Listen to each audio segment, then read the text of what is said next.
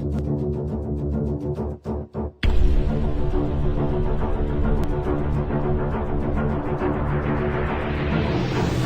اللہ الرحمن الرحیم۔ السلام علیکم ناظرین، تاریخ کی دنیا میں خوش آمدید۔ مجھے ڈاکٹر علی کہتے ہیں اور آج 6 نومبر تاریخ کا وہ سیاہ ترین دن جب ایک دن میں 2.5 لاکھ مظلوم کشمیریوں کا قتل عام ہوا۔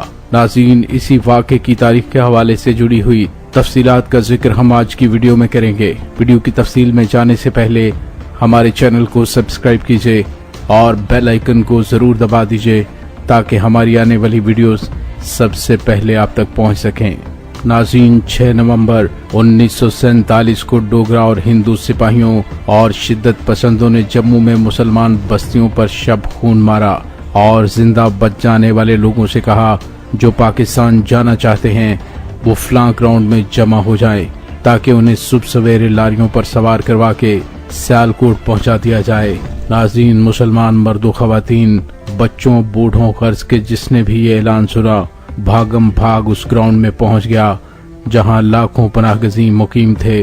یہ اپنے گھر بار، اپنے مال مویشی اور اپنی جائیدادیں اور زمینیں، اپنے کاروبار اور جمع پونجی، ہر چیز پاکستان جانے کے نام پر چھوڑ کر چلے آئے تھے، اور اب انہیں یقین تھا کہ وہ چند گھنٹوں کے سفر کے بعد سیالکوٹ جا اتریں گے، جس کے بعد ان کی زندگیاں پاک سرزمین پر نیک لوگوں کے درمیان بسر ہوں گی۔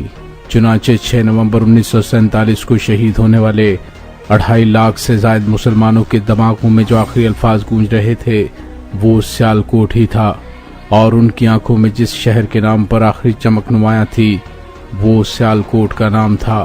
ناظرین، ان شہداء کی آخری منزل کی سرزمین سے خراج عقیدت پیش کرنے کے لیے آج سیالکوٹ میں ایک بڑی تقریب رکھی گئی۔ وہ جموں کی سرحد سے چند کلومیٹر دور ہے اور اسی شہر کی دوسری جانب بھارتی سرحد ہے۔ گویا یہاں سے اٹھنے والی آواز بیک وقت جموں اور بھارت میں سنائی دے گی۔ ناظرین، قانون تقسیم ہند کی منظوری کے بعد جون 1947 سے ہی کشمیر کے حالات خراب ہونا شروع ہو گئے۔ اگرچہ مجاہدین نے بہت کم اور ہلکے ہتھیاروں کی مدد سے ڈوگرا فوج کا مقابلہ کرتے ہوئے آزاد کشمیر کا موجودہ خطہ آزاد کروا لیا، لیکن بڑا حصہ پھر بھی بھارت کے قبضے میں رہا، جس کا اس نے نام نہاد دستاویزات کا ڈھنڈورا پیٹتے ہوئے الحاق ہو جانے کا اعلان کر دیا تھا۔ حالانکہ یہ دستاویزات آج تک منظر عام پر نہیں لائی گئیں۔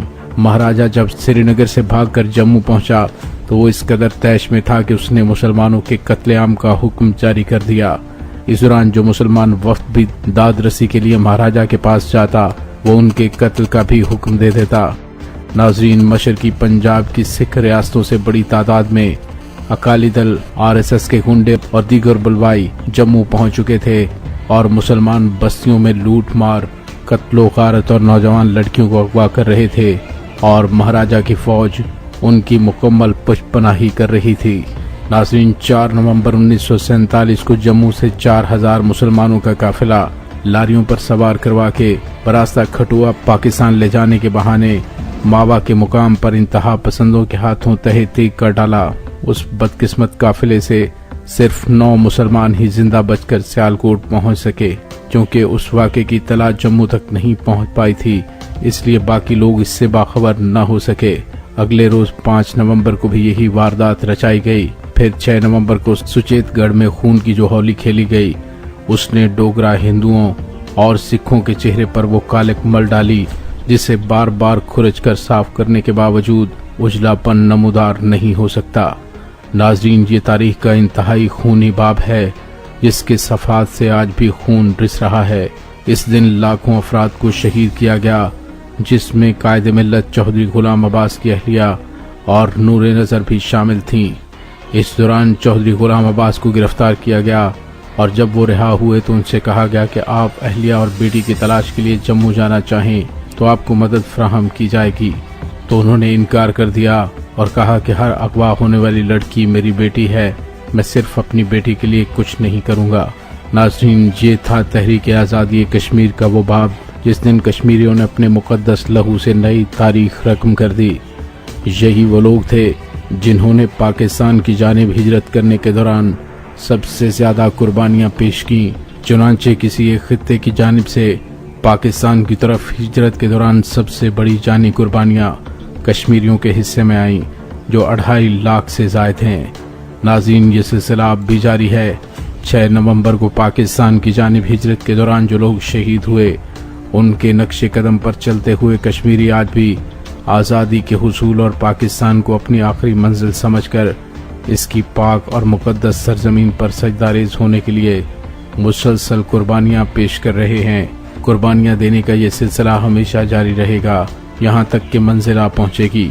नाज़रीन, इसके साथ ही डॉक्टर अली को इजाज़त दीजिए। पाक फौज जिंदाबाद, पाकिस्तान पाइंदाबाद। तहरीक पाकिस्तान के गुमनाम हीरोज़ को पूरी कौम की जानिब से खराज तहसीन।